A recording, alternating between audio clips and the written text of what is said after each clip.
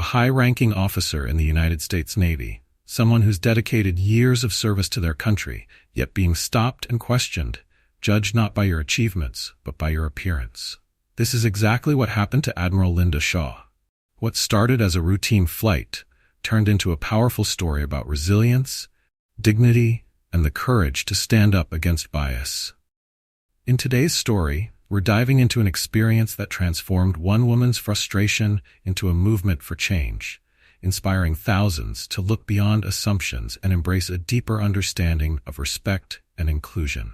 Linda's story is one of courage in the face of judgment, of speaking out for those who often go unheard, and of pushing for a world where everyone is valued for who they truly are. Bookmark. Before we begin this emotional journey, let us know where you're tuning in from. If you enjoy moving, impactful stories like this one, be sure to hit the subscribe button so you won't miss any of our upcoming videos. At the bustling airport, a woman in casual civilian clothes calmly pulled her suitcase behind her as she approached the check-in counter. Her name was Linda Shaw, and though she looked like any other traveler in her jeans and sweater, her life was far from ordinary. Linda was a high-ranking admiral in the United States Navy, known for her distinguished career and commitment to her country. Today, however, she chose to travel in civilian clothes. It was supposed to be a simple flight to Washington, D.C., where she was due to attend an international summit on military cooperation. But as she stood there, handing over her ticket and ID to the attendant, Linda felt an unexpected tension creeping into the air. The attendant, a young woman named Amelia, looked up from the computer screen and froze for a moment. Her gaze seemed to linger a bit too long, taking in Linda's casual outfit, her calm expression, and the ID she had just provided. It was a brief pause, but one loaded with suspicion. Linda recognized the look immediately, the slight frown, the barely concealed doubt. She had seen it before, on the faces of people who couldn't quite believe someone like her belonged where she was standing. But despite the unease it stirred, Linda kept her expression neutral. She had been through this before, though it didn't make it any easier. As Amelia scrutinized her ID and scanned her ticket, Linda's mind wandered to the summit. The meeting was critical, a gathering of military leaders and defense experts from around the world, all coming together to address pressing security issues. Her presence was crucial. Yet here she was, facing an unnecessary delay that felt oddly personal. Amelia continued to stare at Linda's ID longer than usual, and finally, with a hesitant voice, she asked, "Can I help you?" "Yes," Linda replied, her tone steady and polite, hiding any trace of impatience. "I'm on Flight 325 to Washington, D.C., in first class." She handed over her ID and ticket, expecting a smooth process. After all, she had flown on first class many times, often in uniform, but today was supposed to be low-key. Linda hoped that by flying in civilian attire, she could avoid any unnecessary attention. But it was clear that her plan wasn't working out as she had hoped. Amelia glanced down at the ticket again, and Linda could sense a hesitation, a reluctance even. She could almost hear the questions racing through Amelia's mind. Was this ticket really hers? Could she afford first class? Was there something about her that didn't quite fit? It wasn't outright discrimination, but the doubt was unmistakable. Amelia turned to a colleague standing nearby, a young man named Chris, and motioned for him to come over.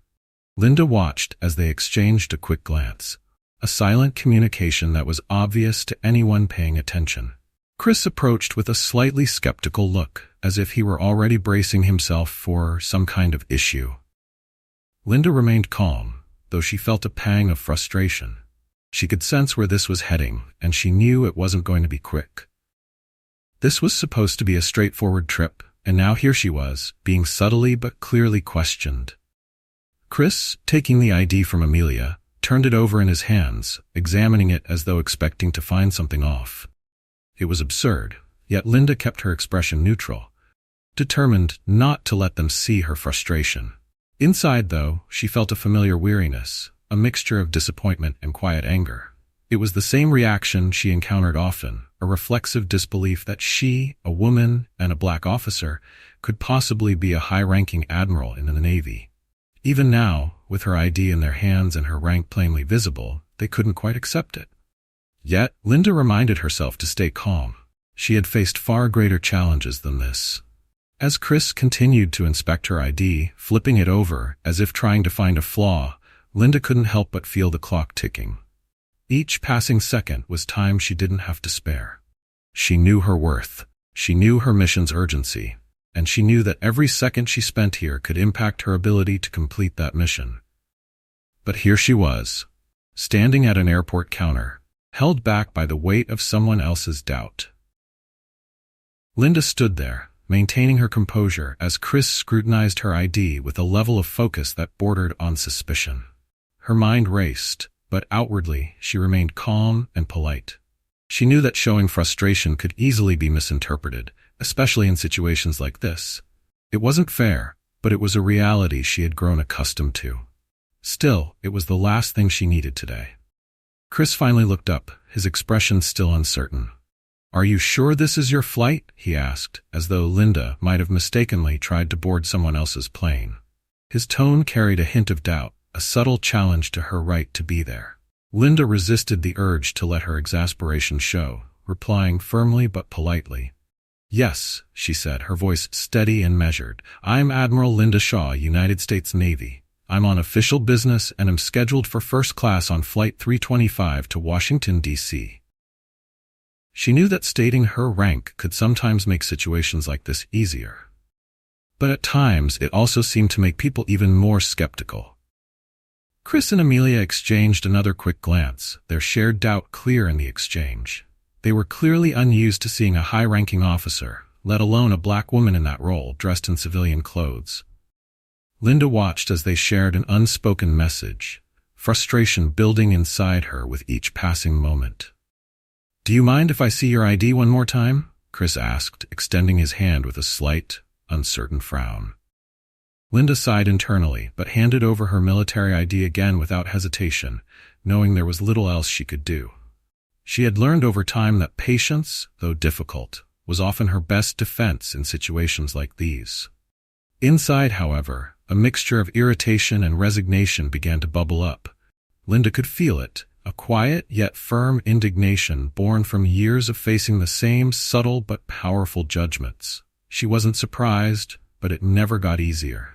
Even now, after decades of service, people still struggle to see beyond her appearance. She was accustomed to the idea that people's perceptions could often be as stubborn as the walls she had spent her life breaking down. Chris examined her ID closely, flipping it back and forth, as if he might uncover some hidden detail that would discredit her. He muttered something under his breath, barely loud enough for Linda to hear. "This seems unusual." His words hung in the air, laden with implication. Linda clenched her jaw slightly, though she kept her voice even and controlled. "There's nothing unusual about it," she said, her voice calm but firm. "I am Admiral Linda Shaw, and I'm on my way to Washington for official Navy business.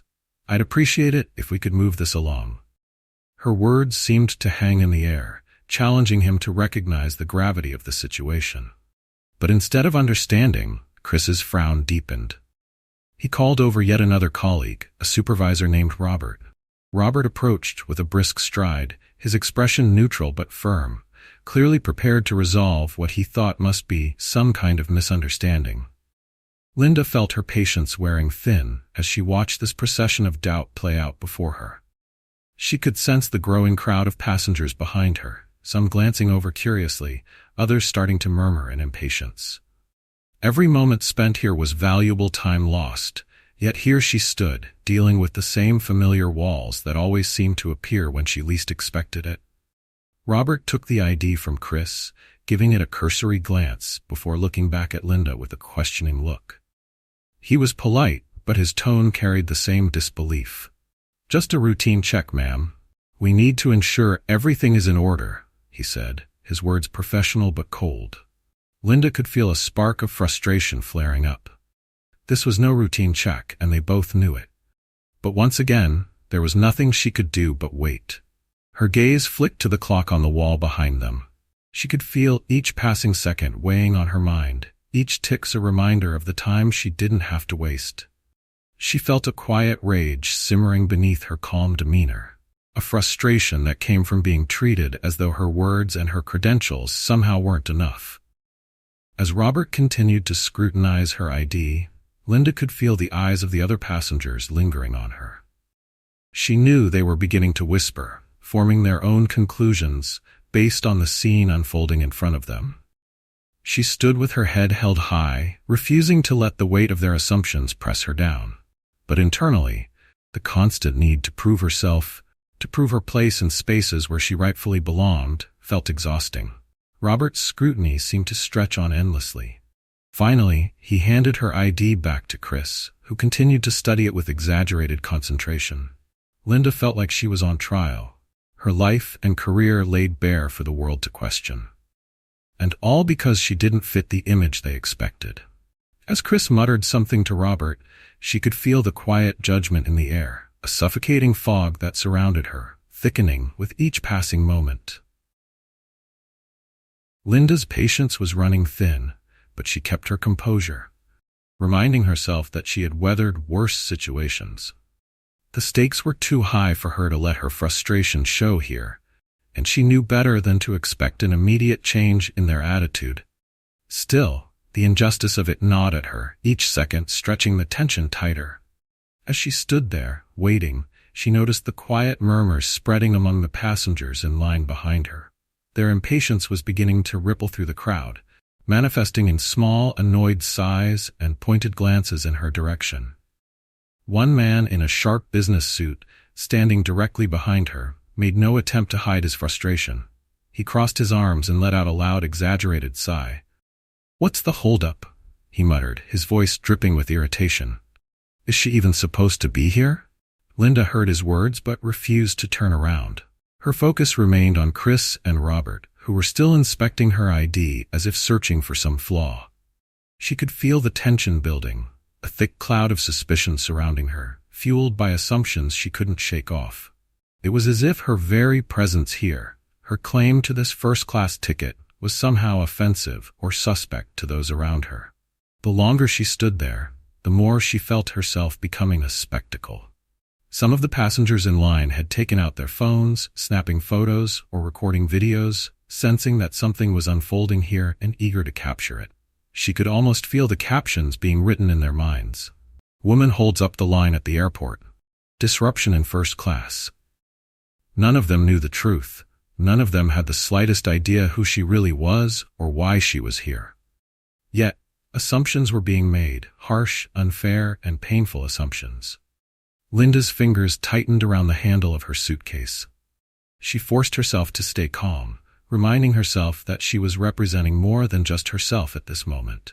As an admiral, she had a duty to uphold her integrity and composure, even in the face of this deeply frustrating encounter. Losing her temper wouldn't help. It would only reinforce the assumptions they were making about her. Finally, Chris and Robert seemed to reach a decision. Chris cleared his throat, his voice carefully neutral. "Ma'am, we're going to need some more time to verify your information," he said, gesturing vaguely toward a nearby seating area as though expecting her to step aside without question. His tone was dismissive, almost as if he considered her presence a mere inconvenience rather than a priority. Linda didn't move. Instead, she met Chris's gaze directly, her voice unwavering. "I don't think you understand the urgency here," she said, the calm authority in her voice making the surrounding passengers pause. "I am here on an official mission, and every minute you delay is a setback. I need to board this flight now." Her words cut through the murmurs, silencing a few of the whispers. She could see the confusion in Chris's eyes, a mixture of disbelief and irritation. He seemed almost annoyed by her insistence, as though he couldn't quite grasp the significance of her presence or the gravity of her mission. Beside him, Robert exchanged another glance with a nearby staff member, a silent message that spoke volumes. They still weren't convinced. Linda could feel her frustration building to a breaking point. She had done everything right, provided her ID, explained her situation, and remained patient in the face of mounting hostility. Yet, her words didn't seem to matter. It was as if her identity, her rank, and her mission were being dismissed entirely.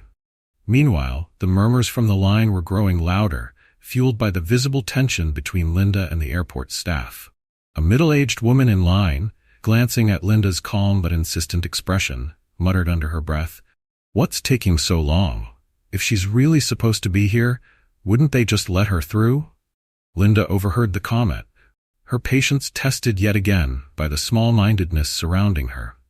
She realized, with a sinking feeling, that the prejudice wasn't confined to the staff questioning her credentials, it extended to the passengers behind her, strangers who had already decided, without knowing her, that she was in the wrong.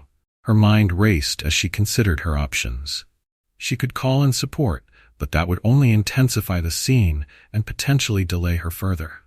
And she knew that doing so would likely only solidify the judgments these people had already made about her. Instead, she decided to stand her ground, knowing that her silence spoke volumes and that giving up wasn't an option. Just then, one of the passengers, a younger man, dressed casually with a phone in hand, held up his device and started recording.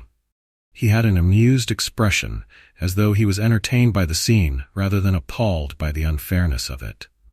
Linda caught a glimpse of his screen and saw him typing a caption, entitled "Woman Demands Special Treatment at the Airport." Her heart sank as she realized how easily the situation was spiraling out of control. It wasn't just about her anymore. This was about the assumptions, the judgments, and the ever-present bias that people like her faced on a daily basis. She had worked tirelessly and dedicated her life to serving her country, and yet here she was, reduced to a spectacle, judged by strangers who saw only what they wanted to see. The longer Linda stood there, the more the crowd's murmurs and assumptions seemed to grow. She glanced back at the ever-lengthening line behind her, aware that each moment here was a delay she couldn't afford. She knew what people were thinking, but she also knew that she couldn't simply step aside and let her mission be derailed by others' biases. Chris and Robert continued to talk quietly, as if they were handling a delicate issue rather than a straightforward check. With a forced politeness, Robert finally addressed her again. "Ma'am, we understand that this may be frustrating, but we have protocols to follow. We just need to confirm a few things." His words were polite on the surface, but the skepticism was still there, lurking beneath.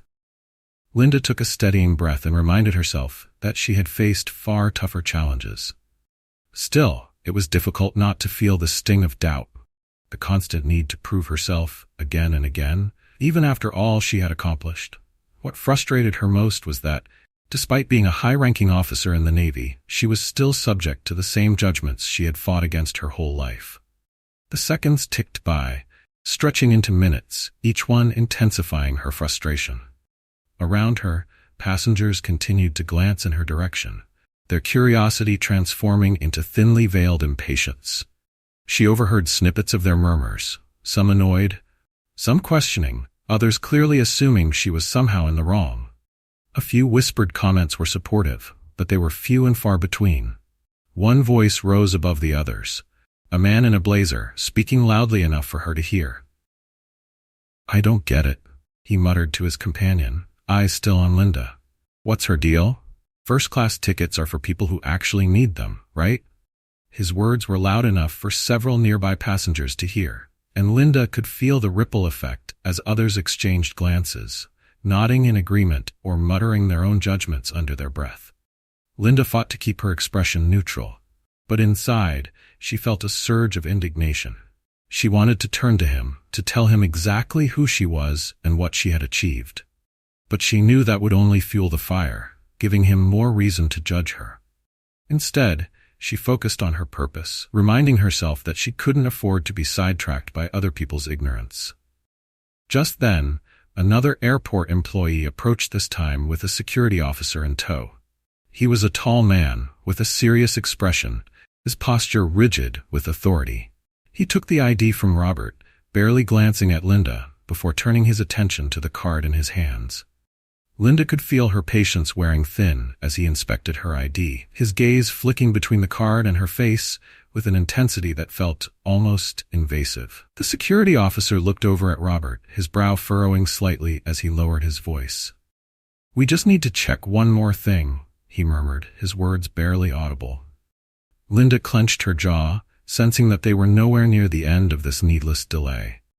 Linda's gaze flicked to the clock on the wall. The minutes were slipping away faster than she could control, and with each passing second, the summit she was meant to attend felt more and more out of reach. This wasn't just an inconvenience, it was a direct obstacle to her mission. And all because of an unfounded skepticism that seemed unshakable. The tension around her grew. Passengers continued to shift restlessly, and she could hear the frustrated sighs and muttered complaints. Some of them were pulling out their phones, recording snippets of what they perceived to be a scene worth sharing. Linda's patience, though hard-won over years of discipline, was nearing its limit. Finally, Robert returned to her with an almost apologetic expression, but the doubt hadn't entirely faded from his eyes. "We just need you to wait over there for a few more minutes, ma'am," he said, gesturing to a seating area off to the side. The dismissal in his tone was clear, as if he expected her to step aside quietly and wait for them to finally realize who she was. Linda shook her head, determined not to be brushed off. "I've already explained who I am and why I'm here. I'm not going to let you keep delaying me without reason," she said, her voice calm but firm. She didn't raise her voice, but the steel in her tone was unmistakable. Robert seemed taken aback by her resistance, glancing at the other staff members as though seeking support. His response was measured, but the underlying skepticism remained. "Please understand, ma'am, we just need to be thorough. We'll get this resolved as soon as possible." Linda held her ground. "If I may, the only thing that needs to be resolved here is your assumption that I don't belong," she said. Her words cut through the noise, drawing the attention of several onlookers. But she wasn't speaking for their benefit. She was speaking out of necessity. A refusal to let herself be sidelined once again. Robert looked uncomfortable, but before he could respond, the security officer, still holding her ID, stepped forward. He gestured toward the seating area once more, a clear indication that they were unwilling to take her at her word. Linda's pulse quickened with frustration, but she knew there was little she could do. She forced herself to take a steadying breath and walked over to the waiting area, feeling the eyes of the crowd following her every step. As she sat down, she became acutely aware of how much attention the situation had attracted. The whispers grew louder, the glances more pointed, and the young man who had been filming her earlier looked smug as he continued to record, his phone angled to capture her seated in apparent shame. Linda straightened her back, refusing to let their judgment diminish her sense of self. She had done nothing wrong, and she wasn't about to let their assumptions cloud her confidence. Yet as she waited, every second felt heavier than the last, each moment intensifying the sense of injustice that hung in the air. Sitting in the waiting area, Linda felt the weight of dozens of eyes on her, each glance tinged with judgment, curiosity, or outright disdain. She took a steadying breath, her posture as poised as ever, but inside, her mind raced. She could feel the precious minutes slipping away, each one a reminder of how this needless delay was affecting her mission. She wasn't merely missing a flight, she was missing an opportunity to contribute to a high-stakes summit where her voice, her experience, was needed.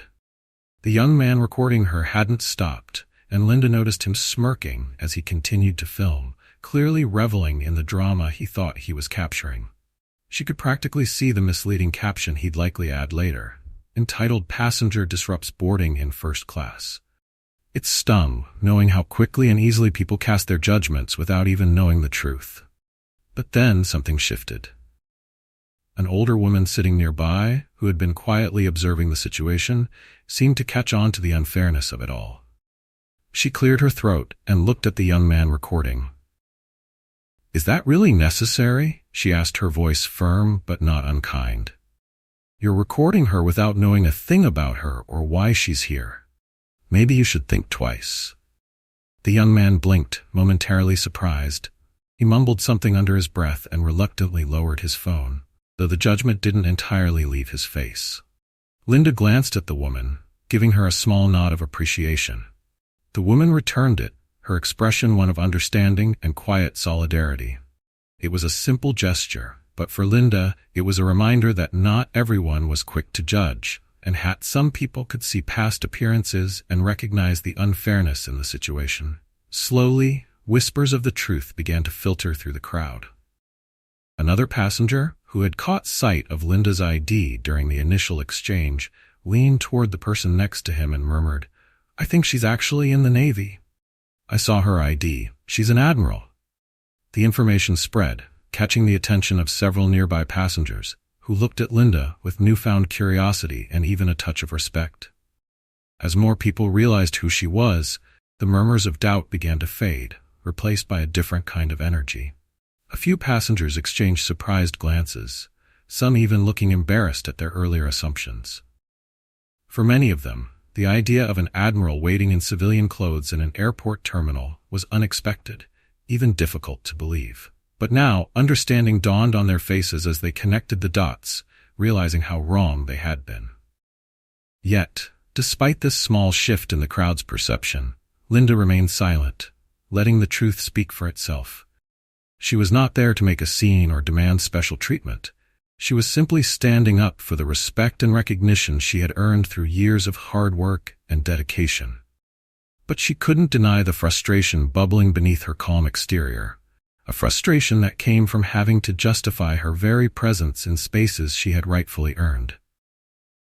As she sat there, maintaining her composed exterior, Robert and the security officer returned, looking slightly uneasy.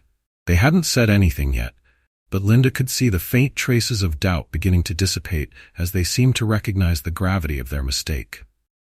"We've just completed our verification process," Robert said, his tone shifting to a more respectful, almost apologetic tone. "There were just a few things we needed to confirm, Admiral Shaw. Thank you for your patience." Linda didn't miss the emphasis he placed on her title, a belated acknowledgement that seemed almost hollow given the ordeal she had just been through. But she met his gaze steadily, refusing to show any sign of the frustration that still simmered inside her. She simply nodded, her voice calm but firm. "Thank you. I hope that's the end of it." The security officer looked noticeably uncomfortable now, avoiding her gaze as he handed back her ID with a murmured, "We're very sorry for the inconvenience, Admiral." He was clearly embarrassed, but Linda knew that an apology wouldn't erase the frustration, the suspicion, or the public scrutiny she had just endured. As she stood up, the crowd around her was silent, many of them now realizing who she was and what she had gone through simply to board her flight. Some faces showed quiet embarrassment, others wore expressions of respect, and a few simply looked down, avoiding her gaze. The older woman who had spoken up earlier gave her a nod as she passed, a silent show of support that Linda acknowledged with a small, grateful smile. It was a subtle but significant gesture, a reminder that while biases were real and persistent, so too was the capacity for understanding. But even as she made her way toward the boarding gate, Linda could feel the weight of what had happened clinging to her. The damage had been done.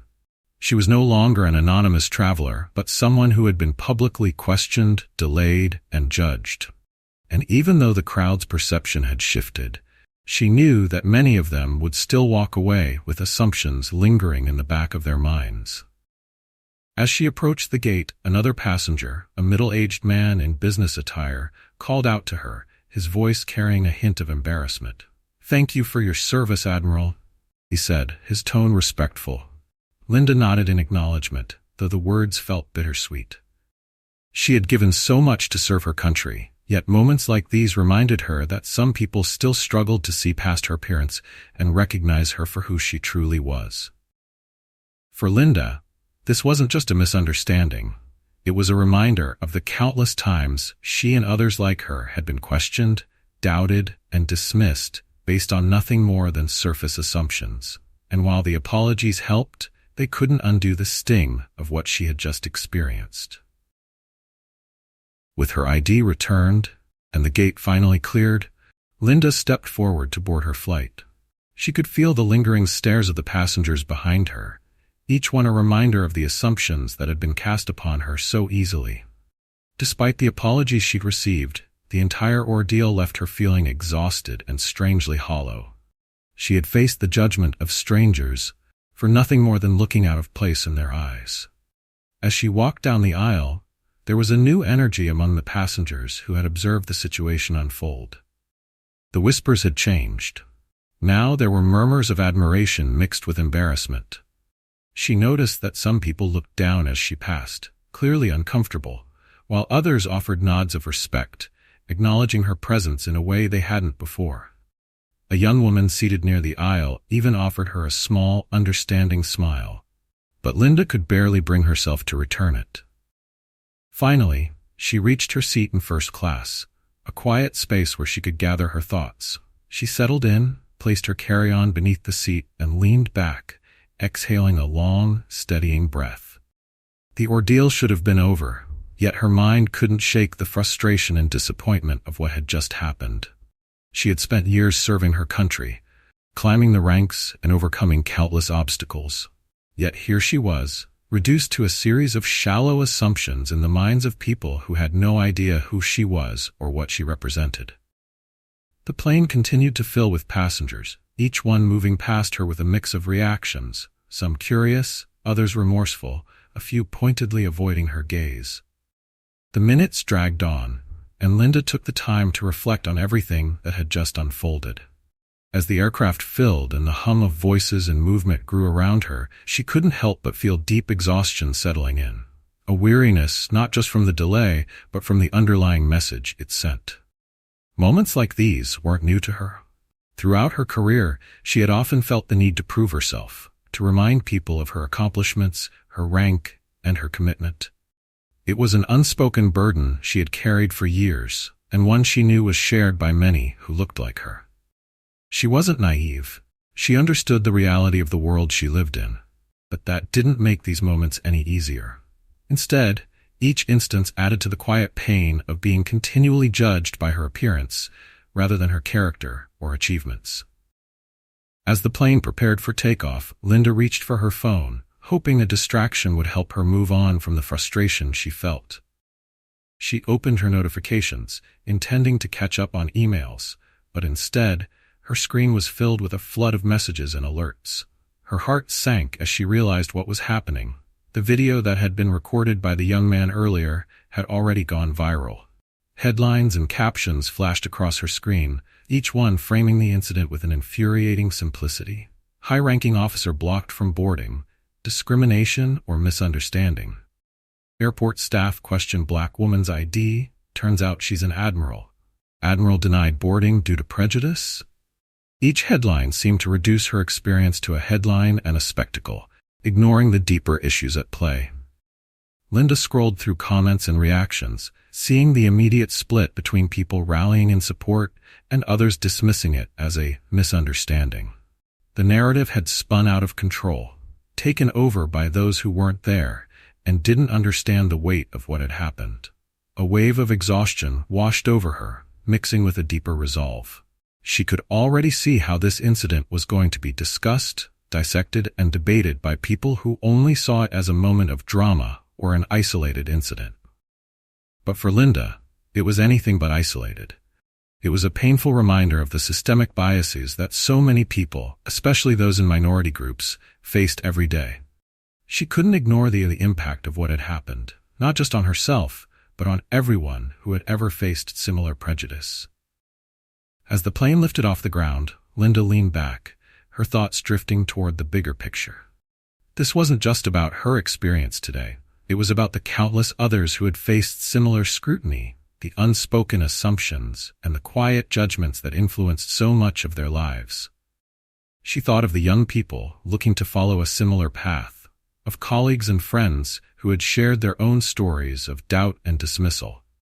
How many others had been turned away or held back, simply because others couldn't see beyond the surface? Linda knew she had a platform, a voice that others didn't have. She was an admiral, someone who had the authority and the experience to address issues like this openly. And as she looked out at the clouds through the small airplane window, a sense of purpose began to replace her frustration. She couldn't let this pass without action. This wasn't just about her getting to her destination or being treated fairly. It was about taking a stand, using her voice to highlight the challenges that so many people faced daily. By the time the plane reached cruising altitude, Linda had made her decision. When she landed, she would hold a press conference, not just to speak out about her own experience, but to address the wider issues of prejudice and discrimination. She would share her story to bring attention to a reality that too many ignored, a reality that went beyond headlines and viral videos. It was time to turn this moment into a catalyst for change, a chance to speak out for everyone who had ever been silenced, doubted, or unfairly judged. When the plane touched down in Washington, D.C., Linda felt a surge of renewed energy. The frustration she had felt during her ordeal had shifted into something sharper, a sense of purpose. She had arrived not just to attend the summit, but to address something much larger than her travel plans. As she gathered her belongings and prepared to exit, she reminded herself that this moment was no longer just about her experience at the airport. It was about making sure others wouldn't have to face the same indignities in the future. As she stepped off the plane, the energy in the airport terminal was markedly different from where she had come from. News of her experience had already spread far and wide, with both the press and curious onlookers waiting at the gate. She hadn't intended for this kind of attention, but she was ready to face it. Her duty now was clear: to address what had happened in a way that would resonate far beyond her own story. Just as she was about to move forward, her phone buzzed with a call. It was her close friend and fellow officer, Colonel Sarah Mitchell. Linda felt a rush of gratitude as she answered, hearing Sarah's familiar voice on the other end. "Linda," Sarah began, her tone filled with concern and anger. "I just saw the video. I can't believe what happened. Are you okay?" Linda sighed, her voice calm but weary. "I'm all right, Sarah. Frustrated, but all right." She paused, choosing her words carefully. "I've decided I'm going to speak out about it. This can't just be another viral moment that fades. People need to understand what this really means." Sarah's response was immediate. "Absolutely, Linda. This isn't just about one experience. It's about so many of us who face this kind of scrutiny every day. I'm proud of you for taking a stand. Whatever you need, I'm here to help." The support from Sarah felt like a warm reassurance, bolstering Linda's resolve. They had known each other for years, both of them working their way up through the ranks and facing the same systemic obstacles. Sarah's encouragement was a reminder that she wasn't alone in this fight, that her story was one thread in a much larger fabric of shared experiences and challenges. As Linda continued toward the exit, she felt the stares of people who were now beginning to recognize her. Some looked at her with newfound respect, others with quiet embarrassment, but most were curious, unsure of how to react. She carried herself with calm authority, knowing that she was walking into something important, something bigger than herself. When she finally reached the waiting area, she saw a swarm of journalists, cameras ready and microphones poised. It was a familiar scene, one she had encountered during her military career, though usually in different contexts. But this time, she wasn't answering questions about a mission or an operation. This time, the questions would be about her, about the experience she'd endured and what it signified for so many others. Linda took a deep breath and walked forward, standing tall as the flashing cameras captured her. She felt the weight of the moment, the magnitude of what she was about to say. With each step, she reminded herself that she was here not only for herself, but for everyone who had been silenced, questioned, or mistreated because of how they looked or who they were. This wasn't about making headlines. It was about creating awareness and advocating for change. As she approached the podium that had been set up, the crowd quieted, the hum of anticipation filling the air. The journalists looked at her expectantly, waiting for her to speak. She could see the array of expressions on their faces: curiosity, sympathy, perhaps even skepticism, but she knew what she had to say would go beyond any preconceived notions. Linda's gaze swept over the crowd before she began, her voice steady and unwavering. "Good afternoon. I am Admiral Linda Shaw of the United States Navy, and I'm here to share a story that is all too familiar to many people in this country." The room fell silent as she continued, each word carrying the weight of her experience. "Yesterday, I was delayed at the airport, questioned about my identity, and scrutinized in a way that had nothing to do with my credentials and everything to do with assumptions. I wasn't judged by my service, my rank, or my accomplishments. I was judged by my appearance, and it's something that happens far too often to people who look like me." She could see the reporters scribbling down her words, capturing each sentence. Linda knew that every word counted. She chose them carefully, speaking not just for herself, but for countless others who faced similar challenges without the platform to speak out. What happened to me is not an isolated incident, she continued, her tone growing firmer. It's part of a larger issue, a systemic bias that exists in our society and continues to impact people in every corner of this country. I may be an admiral, but I am also a black woman, and yesterday that was the only thing some people saw. The crowd listened in silence, the cameras clicking quietly as she let her message sink in. Linda didn't stop there. She went on to emphasize that this wasn't just about her experience, but about the need for change at every level. It's time for all of us, especially those in positions of authority, to challenge our assumptions and take responsibility for creating a more inclusive, respectful society. We need to ensure that everyone is judged by their character, their skills, and their actions, not by the color of their skin or the clothes they wear. She paused, allowing her words to resonate. She could see some of the journalists nodding, others looking reflective, and she knew that her message was beginning to take hold. This wasn't just another press conference. It was an opportunity to push for real, meaningful change. Linda finished her statement with a call to action, her voice strong and resolute. Let's make sure that this conversation doesn't end here. Let's make sure it leads to action, to accountability, and to a future where people are treated with respect and dignity, regardless of how they look. As Linda finished her statement, a wave of hands shot up from the crowd of journalists. Each one held a question, their curiosity mixing with a newfound respect for the Admiral who had turned a moment of discrimination into a call for unity and action. She took a breath, knowing that the next few minutes would be crucial. Every word she chose could deepen the message she wanted to convey. The first journalist she called on, a woman with a focused gaze, asked, "Admiral Shaw, how did you feel when you were being questioned at the airport? Did you think this would become such a public moment?" Linda paused, choosing her words carefully. "At that moment, I felt frustration, disappointment, and honestly, exhaustion. Not just because of the delay, but because of what it represented. I didn't expect this to go viral. I was simply trying to board my flight, just like anyone else. But I realized that this moment could spark something bigger. My experience is one of many, and if sharing it can make people rethink their biases, then it's worth it." The journalist nodded, scribbling down her response as others in the crowd continued to listen intently. Another hand rose, and Linda nodded toward the man, who wore a serious expression.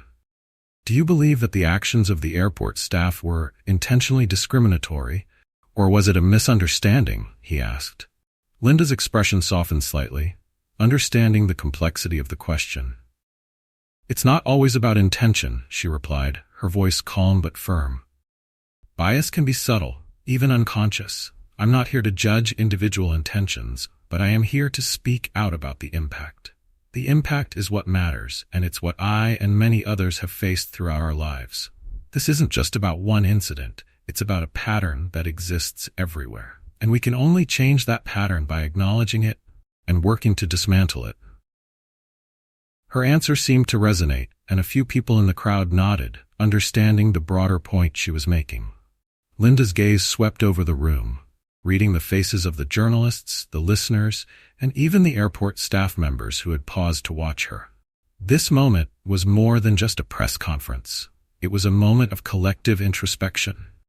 Another reporter, a younger man with a determined look, asked, "Admiral, what changes would you like to see in the way people in authority handle situations like these? And do you believe those changes are possible?" Linda met his gaze with a determined look of her own. "I believe change is not only possible, it's essential. And it begins with training, awareness, and accountability. We need to make sure that those in positions of authority, whether they're in airports, workplaces, or schools, are educated about implicit bias and understand how it affects their decisions. We also need to create environments where people are held accountable for their actions, where questioning someone based on appearances is recognized as unacceptable." She let her words settle before continuing. "If we want to move forward as a society, we need to take ownership of these biases. Ignoring them won't make them disappear. It's time to address them openly and honestly, to create a world where everyone is seen for who they truly are. The room fell silent for a moment as her words sank in, each one carrying the weight of her experience and the shared experiences of countless others. Linda could see the journalists processing her message, realizing that this story was about much more than one airport encounter. It was about creating a ripple effect that would challenge people to look at their own assumptions, their own actions, and how they affected the lives of those around them. As the questions continued, Linda remained composed, answering each one with the same steady determination. Some reporters asked about her career and how she had navigated similar experiences in the military, while others probed for more details about the airport incident itself. She responded thoughtfully, using every opportunity to shift the focus back to the broader issues of discrimination and the need for systemic change. Then, toward the end of the conference, a young woman raised her hand.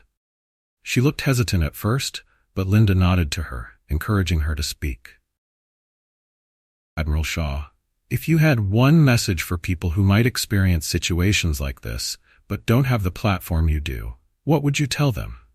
Linda's expression softened as she considered her response, knowing that this question touched on the very heart of why she had decided to speak out. I would tell them to remember their worth, to remember that their value is not defined by how others perceive them, and when they feel overlooked, questioned, or doubted, to hold their heads high and stand firm in who they are. Because even if they don't have a platform, they have dignity, and no one can take that away. The young woman smiled, visibly moved by Linda's words, and Linda felt a surge of pride, not just for herself, but for everyone who had ever faced moments like this with grace and strength. As the final questions wrapped up, Linda took a deep breath, feeling a sense of closure settling over her. This press conference had given her a chance to transform a moment of frustration into a message of resilience and resolve. She had spoken her truth, not just for herself, but for everyone who had ever been judged unfairly, for those who had endured quiet battles without recognition or support. Linda knew the impact of her words wouldn't be immediate. Change was never that simple. But she also knew that seeds had been planted here today, seeds that might inspire someone to question their own assumptions, to think twice before judging someone by their appearance. And perhaps, in time, those seeds would grow into a broader understanding, a collective recognition that everyone deserves respect, dignity, and the chance to be seen for who they truly are. After the press conference ended, Linda took a quiet moment to step away from the bustling airport and catch her breath. The past 24 hours had been a whirlwind, and though she felt a sense of pride in the message she had shared, the weight of the experience still lingered. But she wasn't alone in this. She had allies, and her closest was just a phone call away. Her phone buzzed with a call from Sarah, her longtime friend and confidant in the military. They had shared countless challenges and victories, each one bringing them closer together. Linda answered, and Sarah's warm voice greeted her on the other end, a comforting reminder of the support she'd always offered. "Linda, that was incredible," Sarah said, her tone filled with pride. "I just watched the press conference, and you handled it beautifully. You said exactly what needed to be said." Linda smiled, feeling a wave of gratitude. "Thanks, Sarah. I needed that. It's been a long day and a long journey to get to this point. But I couldn't let this go unspoken. Not this time." Sarah's voice softened. "I know exactly what you mean. You weren't just speaking for yourself out there. You were speaking for all of us who've had to carry this weight, who've been questioned and doubted when we've done everything right. Your words hit home, and they needed to be heard." The two fell into a thoughtful silence, both reflecting on the shared experiences they'd faced in their careers. They had each endured moments of doubt, of feeling like they had to work twice as hard to earn half the respect. It was an unspoken reality they understood all too well. And today, Linda had broken that silence, using her voice to articulate the pain, the resilience, and the need for change that had been simmering for so long. "Do you remember when we first started out?" Sarah asked, her tone thoughtful. "All those times we'd talk late into the night about how we'd handle these kinds of situations? I knew then that you were going to be a leader for all of us, that you'd pave the way for the next generation." Linda chuckled softly, recalling those early years. I remember you always telling me to speak my truth, even when it was hard. You've always been there to remind me of my own strength." Sarah's voice grew more serious. "And you've reminded all of us of ours. You've shown people that we're more than what they assume about us. But this isn't just about recognition. It's about respect. It's about making sure the next generation doesn't have to endure what we have." Linda nodded, feeling the weight of Sarah's words settle over her. They had both dedicated their lives to the military, not just as a career, but as a calling. They believed in service, in duty, and in representing their country with integrity. But they also knew that this path wasn't always easy, and that for many, simply being seen and respected was a battle of its own. "Sarah," Linda said, her tone firm, "I'm going to keep speaking out. This isn't the end, it's just the beginning. I have the platform and I have the responsibility to use it. We both know how many people face these struggles daily, without any way to push back. They deserve to have someone fighting for them." Sarah's voice filled with pride. "You're right. This is just the start. And you know I'm here with you every step of the way. I'll help however I can. We're not alone in this, Linda. The more we speak up, the more others will too.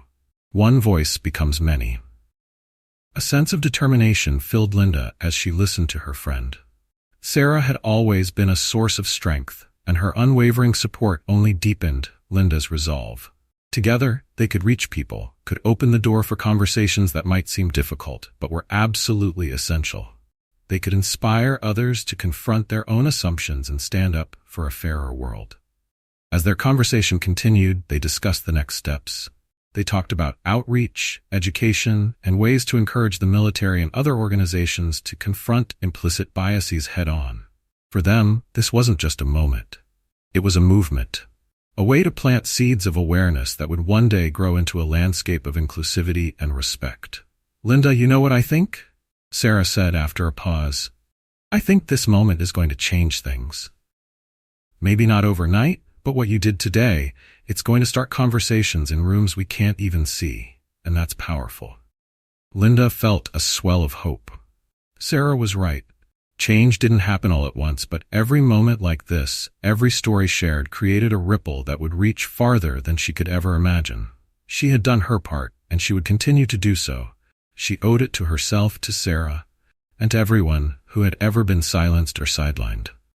"Thank you, Sarah," Linda said, her voice filled with gratitude, "for everything, for being there when it felt impossible. I wouldn't be here without you." Sarah laughed lightly. "And I wouldn't be here without you. That's what allies are for, right? We lift each other up. Just remember, you're not doing this alone.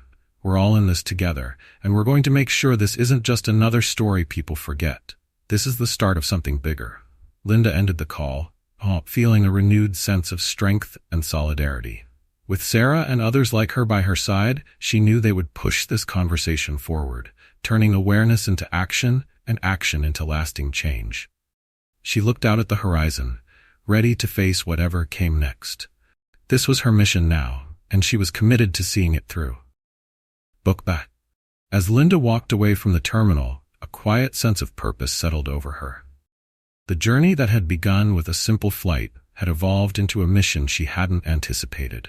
She knew her words at the press conference had stirred up emotions, igniting the very conversation she'd hoped to spark. But now, her challenge was to transform those words into real, tangible action. As she moved through the airport, Linda thought about the individuals who'd reached out, expressing support and solidarity in ways both small and large. She knew that behind each supportive message was someone who felt seen, who understood her story because they had lived it themselves, even if in different ways. And for those who had previously looked away or hadn't noticed, this moment might serve as an invitation to understand. Outside, she spotted her car waiting, and as she got in, she mentally began listing her next steps. The recent events had shown her that real change would require consistent effort, not just one press conference or a viral moment. There was so much work to do, both within the military and beyond. She would need to advocate for policy changes, address systemic biases, and collaborate with organizations dedicated to creating inclusive spaces. As she rode through the city, Linda envisioned the initiatives she could lead. First, she would work to initiate an implicit bias training program, not just as a one-time course, but as a recurring, integral part of professional development. People needed to understand how unexamined biases could influence decisions, especially those in authority. And it couldn't stop there.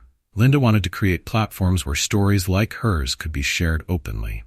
She envisioned organizing town halls, panels, and mentorship programs within the military and other institutions to provide a voice to those who had been overlooked, doubted, or sidelined because of assumptions based on race, gender, or background.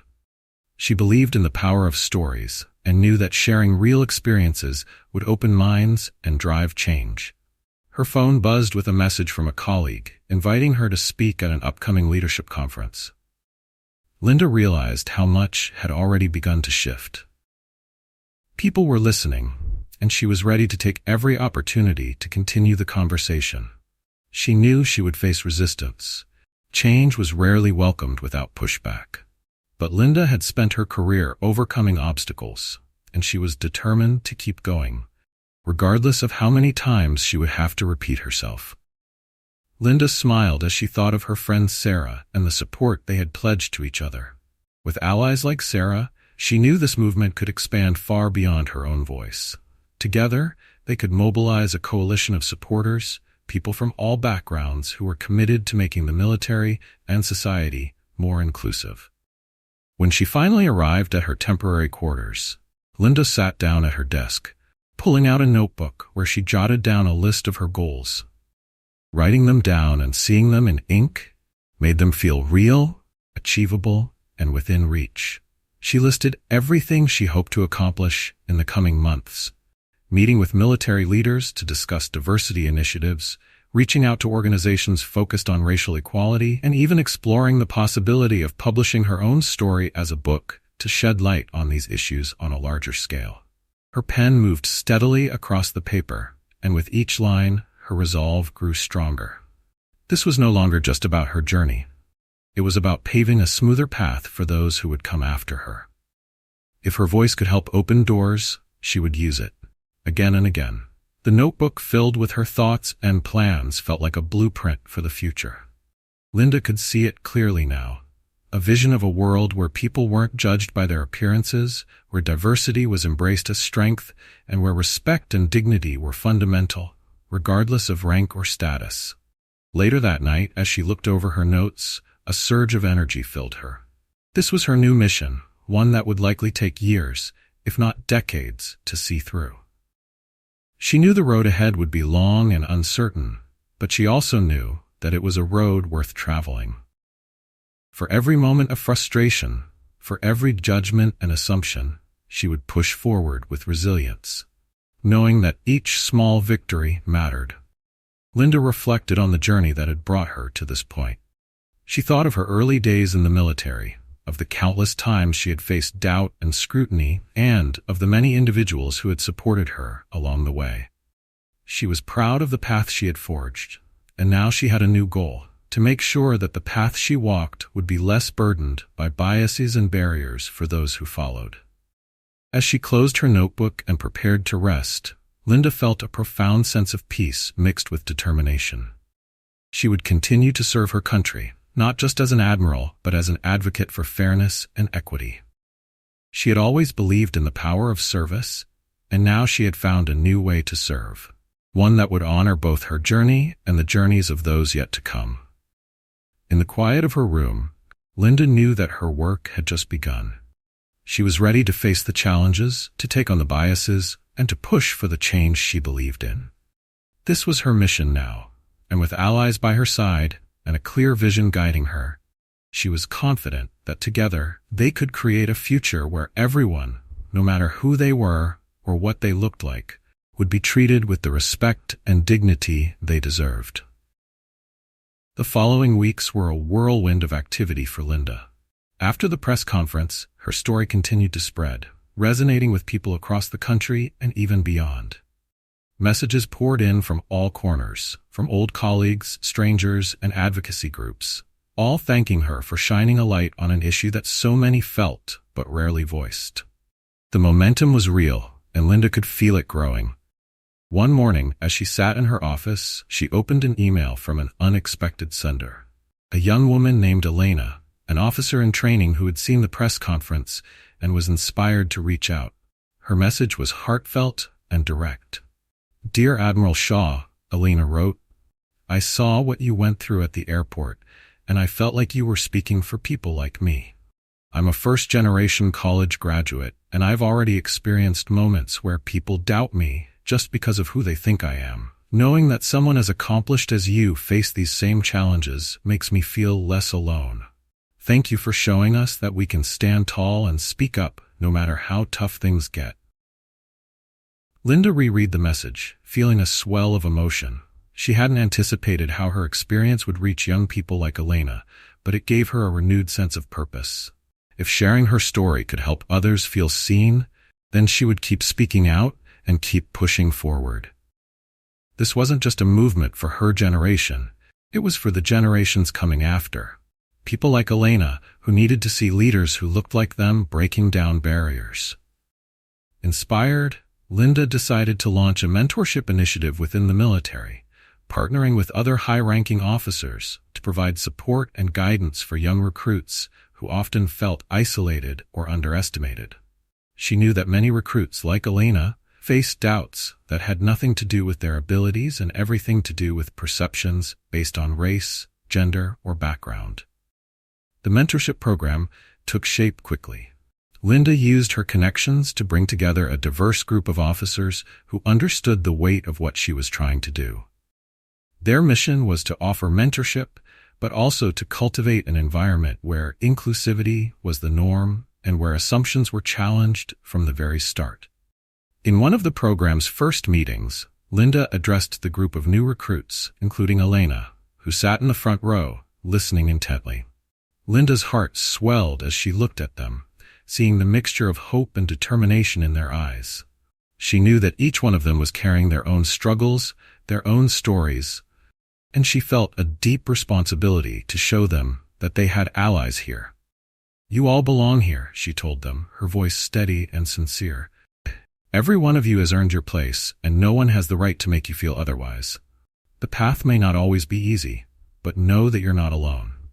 We're here to support you and to make sure your voices are heard.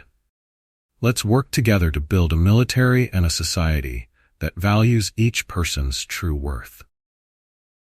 As she spoke, Linda saw several recruits nodding, and some looked visibly moved. She could sense that her words were resonating and that in this room, a new sense of unity was taking shape. She finished her speech with a call to action, encouraging them to look out for one another and to be leaders who challenged bias wherever they encountered it. Afterward, Elena approached her, eyes shining with gratitude. "Thank you, Admiral Shaw. I've always dreamed of being in the military, but sometimes it feels like a battle just to be seen as capable. Today, you made me feel like I really belong." Linda smiled warmly, placing a hand on Elena's shoulder. "You do belong, Elena. And remember, every time you stand tall, you're not only paving the way for yourself, but for those who will come after you. That's what real leadership is about." In the days that followed, Linda felt the energy from that gathering ripple through her work. The mentorship program began to grow, with more recruits joining and more seasoned officers stepping forward to offer their guidance. Together, they formed a network of support and understanding, creating a safe space within the military where everyone felt they had a voice. Meanwhile, Linda continued to collaborate with advocacy groups outside the military, partnering with organizations dedicated to fighting bias and promoting diversity in all sectors. She began to speak at conferences, sharing her story and urging leaders across industries to examine their own practices. Her message was simple but powerful. Real change required consistent action, not just words. At each event, Linda reminded herself of the recruits she had met, of young officers like Elena who were watching and waiting for signs that things could be different. She saw how much was at stake, and she felt a deep responsibility to live up to the hope she had inspired in others. Gradually, Linda saw the impact of her work beginning to spread. Stories started emerging of other officers taking a stand, of colleagues challenging biased decisions, and of leaders implementing changes within their own departments. It wasn't an overnight transformation, but the seeds were being planted, and Linda could see them taking root. As she looked at the network of allies growing around her, Linda felt a quiet sense of pride. This was what she had hoped for, a movement that extended beyond her own experience, a collective commitment to building a future where everyone was valued for their abilities, not judged by their appearance. For Linda, this was only the beginning. She was ready to keep moving forward, knowing that every step she took made the path a little easier for those coming after her. The road to change was long, but with every new ally and every voice added to the movement, she felt more confident that they were on the right path. The more Linda's movement gained traction, the more she felt the weight of both support and resistance. Some military officials and organizational leaders welcomed her ideas, recognizing the urgent need for change, while others pushed back, wary of shaking the status quo. But Linda had expected this. She knew that true progress was never met without obstacles. One afternoon, as she reviewed the latest updates on the mentorship program, her phone rang. It was an invitation from the organizers of a national leadership summit, asking if she'd be willing to deliver the keynote speech. The summit brought together influential leaders from various fields: business, politics, military, and social justice, and Linda realized this would be an unparalleled opportunity to share her vision on a larger stage. After confirming her participation, she spent the next few weeks meticulously preparing her speech. This wasn't just another conference. It was a platform that could potentially shape the attitudes of decision-makers across the country. Linda knew she had to convey both the urgency and the possibility of change, to make them see that inclusivity was more than a talking point, it was a necessity. As the day of the summit approached, Linda felt a mixture of excitement and nervous energy. She knew that many in the audience might have never experienced the biases she was addressing. They were the kinds of leaders who, while influential, might never have personally felt the sting of doubt or judgment based solely on their appearance. She understood that bridging this gap would be a challenge, but she was ready. The night before the summit, she received a message from Sarah, who had been following her progress closely. "Remember," Sarah wrote, "you're not just speaking for yourself. You're carrying all of us with you. Show them what true leadership looks like." Linda smiled, feeling bolstered by her friend's words. She knew that Sarah and countless others were rooting for her, hoping she could reach those who hadn't yet understood the importance of what she was advocating. This was her moment, not just to speak out, but to break through. On the morning of the summit, Linda stood backstage, watching as the large auditorium filled with attendees. The hum of voices and the occasional flash of cameras reminded her that this was a defining moment in her mission. She took a deep breath, steadying herself as she adjusted her uniform, a symbol of her commitment to both her country and her cause. Finally, her name was announced, and she stepped onto the stage to a round of applause. The room quieted as she approached the podium, and for a brief moment, she looked out over the crowd, letting the silence settle. She began with her story, recounting the incident at the airport, but framing it within a broader context. "I'm here today because that moment was not just a one-off," she said, her voice clear and steady. "It was one in a series of countless moments that many of us have faced, moments where we were judged not by our abilities, but by assumptions rooted in appearances." She could see her words resonating with some, while others looked contemplative, perhaps even uncomfortable.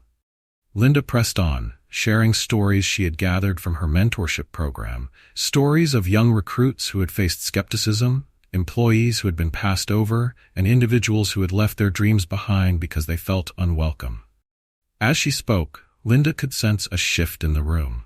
The atmosphere grew tense, but also focused, as if the audience was slowly absorbing the magnitude of what she was saying. She didn't shy away from the hard truths. Instead, she encouraged them to look inward, to recognize that each of them, in their own way, could either perpetuate bias or dismantle it. She concluded with a call to action, her voice filled with conviction. True leadership is not about maintaining comfort. It's about confronting challenges head-on, about creating environments where every individual feels they can contribute fully. My challenge to each of you is to recognize where bias exists, to question it, and to have the courage to change it. A pause filled the room as her words settled in. Then, applause erupted, filling the auditorium with a sound that was as much an acknowledgement as it was a promise to heed her message. Linda stepped back from the podium, feeling a wave of relief and accomplishment. She had spoken her truth, and now the rest was in their hands. After her speech, Linda was approached by several attendees, some executives, a few military officers, and even a handful of young activists, each expressing how her words had inspired them to rethink their roles in promoting inclusivity. One young woman, a CEO of a startup, told Linda, "I hadn't realized how much my own team might be impacted by biases I've overlooked. You've given me a lot to think about, and I want to make sure I'm part of the solution." Linda felt a profound sense of fulfillment hearing these reactions. She had ignited something, and the conversations were just beginning. People were asking questions, challenging their own assumptions, and for Linda, this was everything she'd hoped for. As the summit wound down, Linda looked around the room one last time, seeing that a change had begun. She knew it wouldn't be immediate, that change never happened in a single day. But this was a start, a powerful step toward building a culture of respect, understanding, and genuine inclusivity. Walking away from the event, Linda felt the weight of responsibility on her shoulders, but she also felt lighter than she had in a long time. She had planted seeds, and she was ready to nurture them, to continue pushing forward until those seeds grew into the lasting change she dreamed of. After the summit, Linda returned to her regular duties, but she could sense that something had fundamentally shifted. Her keynote speech had struck a chord. People were reaching out, military colleagues, leaders from other industries, and even students. Each message reminded her of the impact she was making. And while the praise was encouraging, she also felt the immense responsibility of keeping the momentum alive. One day, as Linda sat at her desk, her thoughts drifted to the future. How could she ensure that the conversations sparked at the summit didn't just fade away? She knew how easy it was for people to feel inspired at the moment, only for those feelings to wane with time. Linda was determined not to let this become another fleeting story. This had to be the start of something bigger. As she looked through her calendar, an idea took shape. She decided to create an ongoing series of workshops titled Beyond the Bias, which would not only educate participants about implicit bias, but also equip them with tools to actively dismantle it in their workplaces and communities. She reached out to some of the leaders she had met at the summit, and to her delight, many expressed enthusiasm about supporting her initiative. With the program's framework taking shape, Linda envisioned hosting workshops across military bases and universities, inviting leaders and recruits alike to participate. Her aim was to bring people from diverse backgrounds into open, honest conversations that could lead to actionable change. But Linda wanted these workshops to go beyond simple training. She knew that real change required commitment and accountability. So she began developing a system where participants could submit plans for implementing inclusivity initiatives within their organizations, with Linda and a small team overseeing the progress. In this way, she could help ensure that the workshops led to measurable impact. As the first Beyond the Bias workshop approached, Linda felt a nervous excitement. This wasn't just a speech, it was an interactive experience, and she wanted participants to leave feeling motivated to create change. On the day of the event, the room was filled with military officers, college students, corporate leaders, and advocates, each bringing their unique perspectives. Linda began by sharing her story once again, but this time, she opened the floor for others to share theirs. The response was overwhelming. Participants shared stories of bias they'd encountered, moments of doubt they'd felt, and times they'd challenged themselves to break down their own assumptions. The room felt alive with honesty and vulnerability, and Linda knew they were onto something powerful. One participant, a young man who had recently joined the military, shared how he'd once judged a fellow recruit based on his appearance, only to realize later that he'd been wrong. It's easy to fall into assumptions, even when you don't mean to, he admitted. I want to do better, and I'm here to learn how. Linda encouraged him, nodding. Acknowledging those moments is the first step. We all have biases, but what matters is our willingness to recognize and address them. That's how we grow, not just as individuals, but as leaders. The session continued with group discussions, brainstorming sessions, and strategies for holding one another accountable. Linda felt a deep sense of fulfillment as she witnessed the engagement and enthusiasm around her. The participants were no longer just listening, they were actively discussing ways to implement what they had learned in their daily lives. When the workshop ended, several attendees approached Linda to thank her, expressing how much the experience had opened their eyes. A young woman from a corporate background pulled her aside, saying, I didn't realize how much these biases affected the decisions I make every day. Thank you for helping me see it. I'm going back to my team, and we're going to make changes. Linda smiled, feeling a surge of pride and hope. This was the beginning of something real, something lasting. People were finally starting to see that dismantling bias wasn't about a single moment, it was about a continuous journey, one that required awareness, humility, and action. Over the next few months, Beyond the Bias grew. Linda traveled across the country, bringing the workshops to more military bases, universities, and corporate offices. Each session built on the last, with new voices joining the conversation and new leaders stepping up to make a difference. Linda's network of allies expanded, and she saw firsthand how her message was creating ripples that reached far beyond her own story. As her work gained traction, Linda began to see the changes she had dreamed of. Small but meaningful shifts in attitudes, policies, and practices. Reports came in from participants who had implemented new hiring guidelines, updated training protocols, and introduced mentorship programs to support underrepresented groups. Each report filled Linda with renewed energy and determination. The seeds she had planted were growing, and she was watching them flourish. Through it all, Linda balanced her advocacy with her duties as an admiral, never losing sight of the responsibility she held within the military. Her commitment to both roles reminded her of why she had started this journey, to build an environment where people were valued for their character and contributions, not hindered by prejudices. One evening, as she reviewed the latest reports from her program, Linda paused to reflect on how far she had come. Her journey had taken her from a single moment of discrimination at an airport to leading a nationwide movement for change. She knew that challenges would always exist, but now she also knew that progress was possible.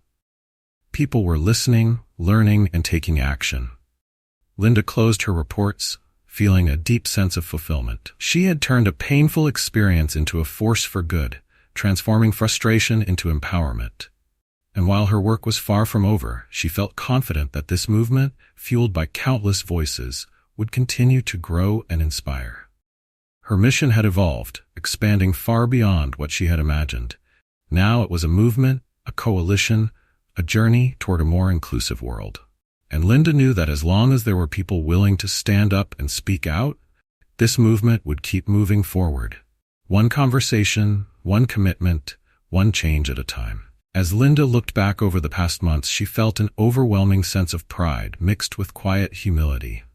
Her journey, which had started with frustration and a single painful moment, had blossomed into a movement that was changing lives, challenging norms, and opening doors that had long been closed to so many. She realized that in the process, she, too, had changed. Her mission had grown to encompass not just her role as an admiral, but as an advocate for countless others whose voices had been overlooked. Late one evening, she received an unexpected message from a young woman named Cassie, a newly commissioned officer. Cassie's words were simple yet powerful. Because of you, Admiral Shaw, I don't doubt my place here anymore. Thank you for helping me believe that I belong. Linda's heart swelled. Cassie's message reminded her of the reason she had persevered through each challenge, through each instance of judgment and bias. It was for young people like Cassie, for future leaders who would carry the torch she had lit. Her legacy, she realized, was no longer just about her achievements in the Navy. It was about building a culture where people felt empowered, where they could walk confidently knowing they belonged, and where they could rise without the weight of others' assumptions holding them down. The seeds she had planted were taking root, and she could see that her influence would endure long after she'd left the stage. As Linda continued to lead workshops, mentor young officers, and collaborate with leaders across industries, she started seeing tangible results. Military bases were adopting her mentorship program as an official part of their inclusion efforts, and businesses were incorporating her workshops into their diversity training initiatives. Her mission had gone beyond words. It was now woven into the fabric of multiple organizations, creating ripples of change that were impossible to ignore. But Linda knew there was more to do. One evening, she gathered with a small group of close friends and colleagues to discuss the next phase of her vision. Sarah, ever her trusted ally, was there, along with a few other leaders who had been with her from the beginning. Together they brainstormed ways to sustain and expand the movement, ensuring that its impact would reach even more people. "We need to make this accessible to everyone," Sarah suggested. "What if we create a digital platform where people can access these workshops and resources anytime, anywhere?" Linda's eyes lit up. "Yes, that's exactly what we need. A platform that can be used by schools, workplaces, and even individuals, somewhere people can come to learn, connect, and grow." The group quickly delved into the details, mapping out a plan to create an online space where anyone, regardless of their background, could find tools to understand and dismantle bias. It would be a place for learning and support, a continuation of the conversations Linda had started. With each new idea, Linda felt her heart swell with excitement. She could feel her vision expanding, reaching places she had never thought possible. By creating a digital platform, they could ensure that the message of inclusivity and respect would reach countless people, crossing geographic and societal boundaries. This wasn't just a plan, it was a legacy in the making. Over the following months, Linda and her team brought the platform to life. They called it Unity in Action, a name that captured their commitment to bringing people together to build a fairer world. The platform featured training modules, discussion forums, and resources for organizations of all sizes to cultivate environments of understanding and inclusivity. Soon, individuals, teams, and communities were using Unity in Action to learn, grow, and start their own initiatives for change. Linda watched with pride as the platform gained traction. Each login and each workshop completed was a testament to her journey, a reminder of the power of resilience, the importance of speaking out, and the impact one person could have on countless lives. One day, she received an invitation to attend a ceremony honoring her efforts, where she would be recognized not only for her military service, but for her contributions to social justice and equality. Standing on stage at the ceremony, Linda felt the weight of her journey, the challenges, the frustrations, the small victories, and the monumental changes, all culminating in this single moment. She looked out over the audience, filled with friends, colleagues, and young leaders who had been inspired by her story. Her voice was filled with emotion as she addressed them, saying, "If there's one thing I want you to remember, it's this.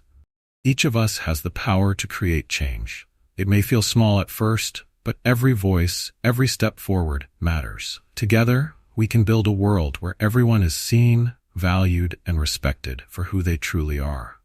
The applause that followed was thunderous, but Linda felt a deep, quiet satisfaction. This was more than just recognition.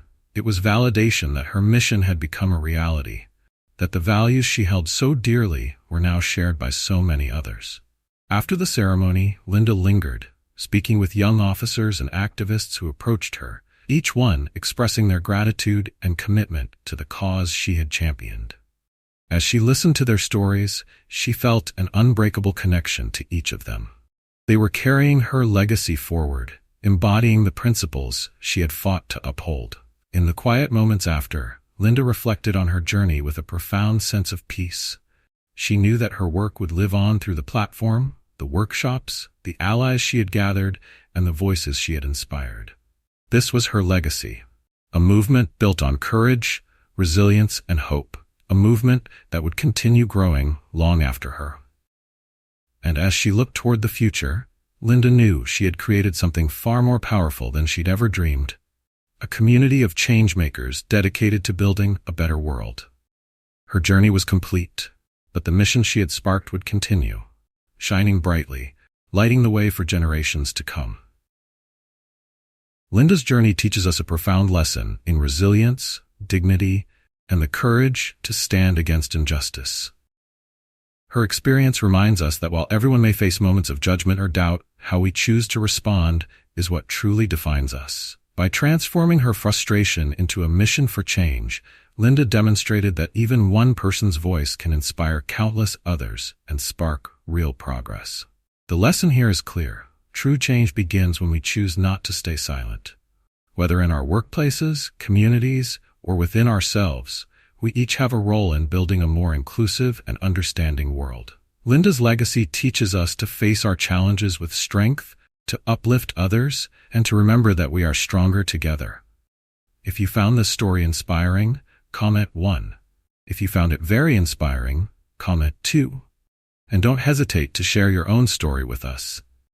Don't forget to subscribe to the channel so you won't miss out on more inspiring stories. Share your thoughts on this story in the comments below.